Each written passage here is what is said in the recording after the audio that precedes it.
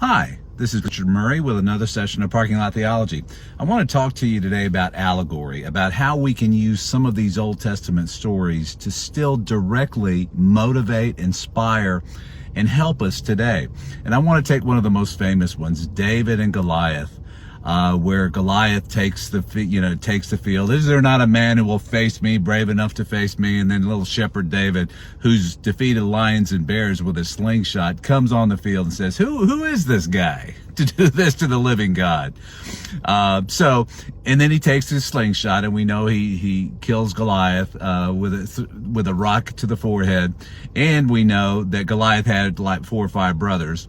And I was just thinking the other day, we all have Goliath, but it's Goliath on the inside. We have Goliaths that come to attack our thoughts. We have bad ideas that are Goliath ideas. We'll never overcome this, or we'll never get through this, or we'll never survive this.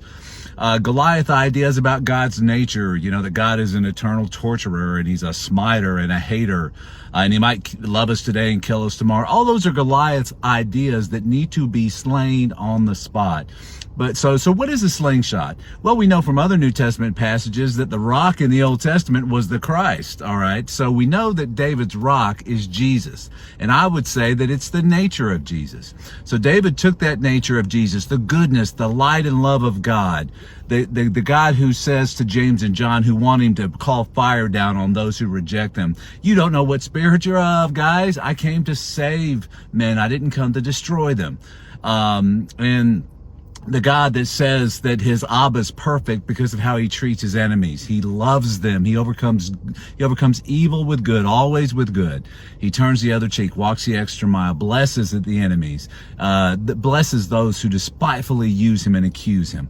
So when we walk in that kind of power, that's the slingshot. So whenever we get an unworthy idea about God, or an unworthy mindset about God, or an unworthy any sort of unworthy attack on our minds, because Paul said this is where the real fight is on the inside of us. And that's where we fight the battle in our thought life. And it's okay to be violent with your thought life in the sense that we do not tolerate, we take prisoner, Paul said, we take prisoner and take vengeance on on those thoughts which debilitate and kill us and slow us and hinder us. And so it is in the thought life. That's the one place where we can be. And that's where these allegories speak to, is our internal thoughts, our internal processes.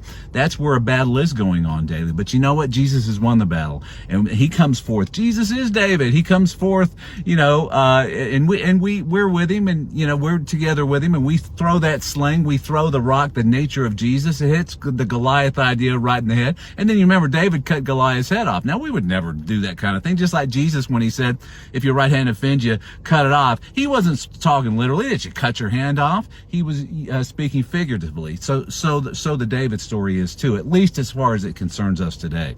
So use the nature of Christ whenever an ugly thought, a debilitating thought. I actually wrote a song about this one time, and I just want to read you a verse from it. The refrain, actually. It's this battle is the Lord's, my exceeding great reward. Not by might, strength, or sword, but by my spirit, says the Lord. The Son of David lives in me. The seed of Christ has set me free. The love of God is my strong rock. My tongue is my slingshot. And giants, lions, and bears, and all my worldly cares will fall before my sling. At salvation I do sing. And when I can, I'll try to post that little refrain in the comments. It might just be a nice confession, to make on certain days or with certain challenges. I hope it blesses you. Thanks.